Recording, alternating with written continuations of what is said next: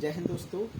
जिन लोगों को कफ से संबंधित प्रॉब्लम रहती है, जिनको भयंकर कफ की प्रॉब्लम रहती है, तो उनके लिए मैं एक रामबाण उपाय बताने जा रहा हूँ। क्या करना है, 100 ग्राम बादाम, 50 ग्राम खांड, 20 ग्राम काली मिर्च, तीनों का पाउडर बना के सुबह शाम आधी आधी चम्मच या एक एक चम्मच भोजन के बाद गुनगुने पानी या गुनगुने दूध से लेना है।